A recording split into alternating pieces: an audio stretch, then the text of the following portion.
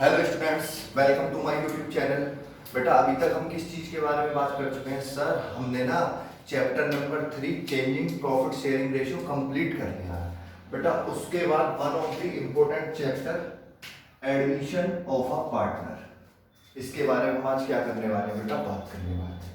बेटा एडमिशन का मतलब क्या होता है? एडमिशन का मतलब होता है, सपोज करिए ए और बी दो पार्टनर थे, क्या कर रहे हैं बेटा? वो बिजनेस चला रहे हैं। क्या कर रहे हैं? दो पार्टनर थे, वो बिजनेस चला रहे हैं। अब उन्हें पैसे की आवश्यकता पड़ गई बेटा। उन्हें किसकी आवश्यकता पड़ गई? फंड की आवश्यकता पड़ गई। तो उन्होंने क्या करा? सी को एडमिट कर लिया। ठीक है बेटा, क्या कर लिया? सी को एडमिट कर लिया। ठीक है, पैसे की आवश्यकता पड़ सकती है या बेटा इनसे ना बिजनेस संभल नहीं रहा, इनके पास वो स्किल नहीं है। सी के पास क्या है? स्पेशल स्किल है, तो इन्होंने इसे एडमिट कर लिया। ठीक है, यानी कि पार्टनरशिप फर्म में एक नए पार्टनर का आना क्या कहलाता है? Admission of a new partner. देखिए बेटा कौन सा सेक्शन है? Section 31। According to section 31 of partnership act 1932। कौन सा एक्ट काम करता है बेटा मेरा इस पे? Partnership act 1932।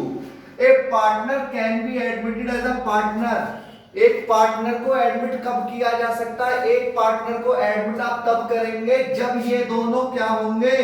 अगर बेटा देखिए डीड में लिखा हुआ है, आपकी पार्टनरशिप डीड में लिखा हुआ है कि भाई कोई भी पार्टनर अगर राजी हो गया, डीड में लिखा, या पहले आप इस पॉइंट को छोड़िए, पहले सेकंड पॉइंट देखिए। पार्टनर को एडमिट आप तब कर सकते हैं जब ये दोनों पार्टनर क्या होंगे? सहमत होंगे। ए और बी कह रहे हैं अच्छा भाई ठीक है आप सी को एडमिट कर लीजिए, तभी सी एडमिट हो सकता है, अदरवाइज सी एडमिट नहीं होगा। आया समझ में या नहीं? यानी कि अगर 20 इस चीज पे सेटिस्फाइड नहीं है तो सी को एडमिट नहीं कर पाएंगे। If all the partner are agreed, अगर सारे पार्टनर एग्रीड हो जाते हैं, तीन पार्टनर होते हैं, अगर तीनों सेटिस्फाइड हैं कि भाई हाँ आप इसे एडमिट कर लीजिए, तब ये एडमिट कर सकते हैं। लेकिन बेटा अगर किसमें? पार्टनरशिप डीड में ये लिखा हुआ है कि कोई भी एक पार्टनर अगर सेटिस्फाई है तो आप नए पार्टनर को एडमिट कर सकते हैं, तब क्या लागू होगा? पार्टनरशिप डीड का वो होगा। वरना तो क्या होगा बेटा? सभी पार्टनर की कंसेंट होना आवश्यक है। किस सेक्शन के अकॉर्डिंग? सेक्शन 31 के अकॉर्डिंग। आया आप लोगों की समझ में या नहीं? सर हमारी समझ में ये आया। सेक्शन 31 पार्टनरशिप एक्ट का कहता है एक नए पार्टनर को एडमिट तब कर सकते हैं जब बाकी पार्टनर सेटिस्फाई होंगे। शाबाश। दूसरी चीज क्या समझ में आई? सर दूसरी चीज ये समझ में आई, अगर डीड में लिखा हुआ है तो पार्टनर का एडमिशन डीड के अकॉर्डिंग होगा, तब ये कंडीशन नहीं लगेगी। शाबाश बेटा। देखिए बेटा हमें इसमें टॉपिक पढ़ना क्या क्या है, मैंने यहाँ पर लिखा हुआ computation of new and sacrificing ratio. Sir ये सैक्रिफाइसिंग रेशियो ना हम पढ़ चुके हैं। हाँ बेटा हाँ, हम इसे किसमें पढ़ चुके हैं? चैप्टर 3 में ऑलरेडी इसे डिस्कस कर चुके हैं।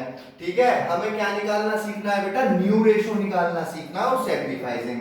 उसके बाद ट्रीटमेंट ऑफ गुडविल, सर ये भी हम पढ़ चुके हैं। हाँ बेटा आपने ना 30% 40% तो पिछले चैप्टर में पढ़ लिया है, बाकी जो नया होगा वो इस चैप्टर में पढ़ेंगे। Treatment of reserve losses appearing in the balance sheet, sir ये भी पढ़ चुके हैं। हाँ बेटा preparation of partner capital account, sir ये हमने पहले चैप्टर में पढ़ा था। अपडेटेड बैलेंस शीट, सर ये भी आपने बता दी पिछले चैप्टर में। हाँ बेटा, और बेटा सबसे इंपॉर्टेंट टॉपिक इस चैप्टर का एडजस्टमेंट ऑफ कैपिटल। आया बेटा आपकी समझ में इतना? हाँ सर।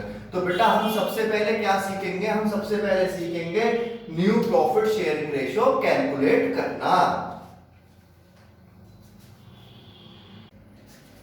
चलिए बेटा हम बात करते हैं सबसे पहले अपने कंसेप्ट नंबर 1 की। बेटा हमने क्या कहा था? हमें क्या निकालना है बेटा? न्यू प्रॉफिट शेयरिंग रेशियो निकालना है। न्यू प्रॉफिट शेयरिंग रेशियो निकालना है। ठीक है बेटा, सबसे पहले हम आज बात करेंगे बेटा सिंपल केस की। सबसे सिंपल केस। सर क्या मतलब इसका? बेटा देखिए आपको क्वेश्चन ना कैसे आएगा, हम डायरेक्ट क्वेश्चन लेकर बात करते हैं। बेटा ए और बी दो पार्टनर है, बेटा किस रेशियो में डिस्ट्रीब्यूट कर रहे हैं?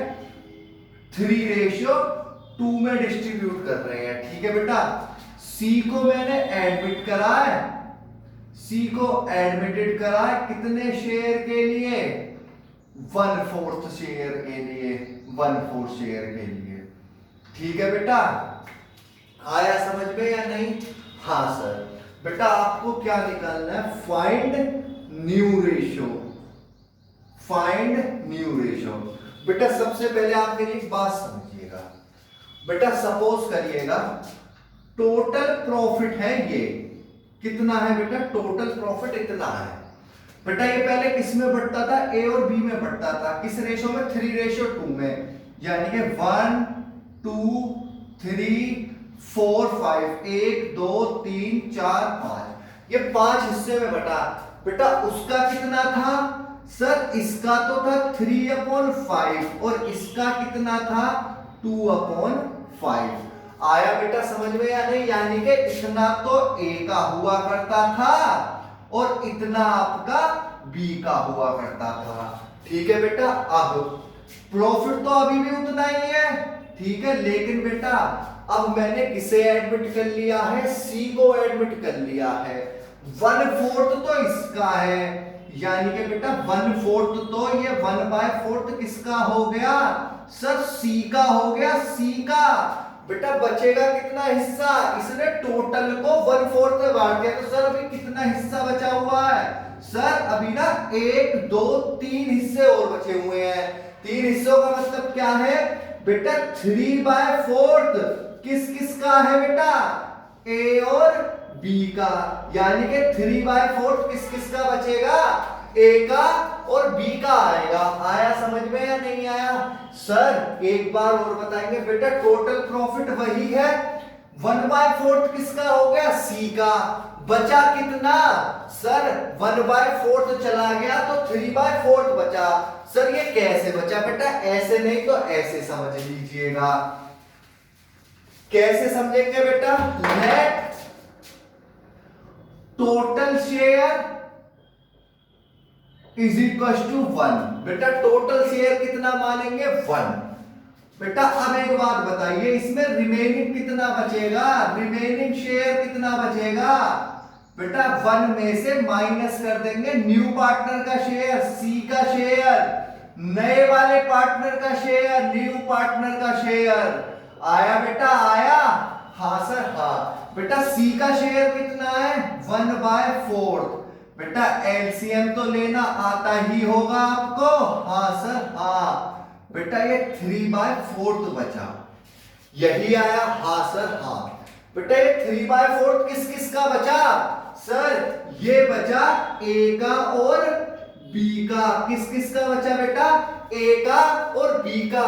बेटा यहां लिखा हुआ है कि अब ए और बी किस रेशो में बांटेंगे, नहीं सर। बेटा जब क्वेश्चन में कुछ नहीं बताएगा तो हमेशा ये वाला किस में बांटेंगे, पुराने वाले में। तो बेटा ए का न्यू कितना आएगा, ओल्ड कितना था बेटा 3/5, न्यू इसमें ये कितना बचा 3/4, तो कितना आया बेटा 9/20। ठीक है बेटा, बी का न्यू सर, बी का न्यू 2/5 मल्टीप्लाई बाय 3/4 6/20। बेटा सी का न्यू, बेटा सी का कितना है 1/4। इनके डिनोमिनेटर में कितना है 20, यहां पर है 20, यहां पर है, तो बेटा यहां 20 करने के लिए मुझे कितना मल्टीप्लाई करना पड़ेगा 5। बेटा ये ध्यान रखिएगा, डिनोमिनेटर सबका क्या होना चाहिए, इक्वल होना चाहिए। ठीक है, अब बेटा रेशो क्या आ गए मेरे, 9:6:5, 9 और 6 सर 15, 15 और 5 20। ठीक है बेटा, तो जितना ऊपर उतना नीचे बराबर आ गया, इसका मतलब आपका क्वेश्चन क्या है, सही है। आया समझ में या नहीं आया? सर हमारी समझ में आ गया। बेटा ये सबसे सिंपल केस है, आपको क्या बताएगा, केवल के नया पार्टनर एडमिट करा है, तो आप क्या करेंगे, इसे जो रिमेनिंग बचेगा इसे इसके ओल्ड पार्टनर में डिस्ट्रीब्यूट कर देंगे। आया समझ में या नहीं आया? सर आ गया। बेटा इसे नोट करिए, अभी एक क्वेश्चन और करते हैं। ठीक है सर, ठीक है बेटा, तब तक क्वेश्चन करेंगे जब तक आपकी समझ में नहीं आ जाएगा। हो गया बेटा? देखिएगा बेटा, अब मैं क्या ले रहा हूं बेटा, मेरा ना 2:1 है, ठीक है बेटा, मैंने कितने शेयर के लिए 2/5 शेयर के लिए एडमिट कर लिया है शीट को। ठीक है बेटा, आया समझ में या नहीं आया? हाँ सर, हमारी समझ में आ गया। क्वेश्चन समझ में आया बेटा? हाँ सर, हाँ। बेटा अब एक बात बताइए, वो ही लेंगे टोटल शेयर कितना 1, बेटा रिमेनिंग कैसे निकलेगा 1/2/5, कितना एलसीएम आएगा 5 - 2, कितना बचेगा 3/5 बचा। ये किस किस का सर? ये ए का और बी का। किसका बेटा? ए का और बी का। बेटा इसे किस रेशो में डिस्ट्रीब्यूट करेंगे सर? कुछ नहीं दिया हुआ तो इनके पुराने रेशो में डिस्ट्रीब्यूट करेंगे। तो बेटा ए का न्यू कितना आएगा सर? 2/3 इंटू 3/5, सर ये आ गया 6/15। सर बी का न्यू आया 1/3 मल्टीप्लाई बाय 3/5, सर ये आ गया 3/15। सर सी का न्यू निकालेंगे, सी का कितना बेटा 1/5 है। बेटा इनके नीचे कितना है सर 15, तो बेटा यहां भी 3 से जितने से नीचे करेंगे उतने से ही ऊपर, तो कितना आ गया 3/15। बेटा अब आप क्या देखेंगे?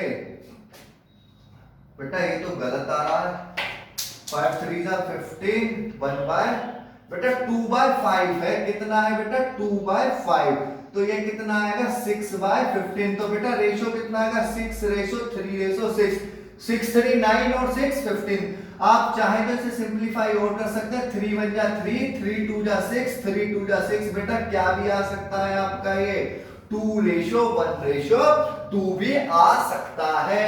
आया समझ में या नहीं आया? सर हमारी समझ में ये आ गया। ठीक है बेटा, इतना करिए, फिर इसके बाद हम नेक्स्ट टॉपिक लेते हैं।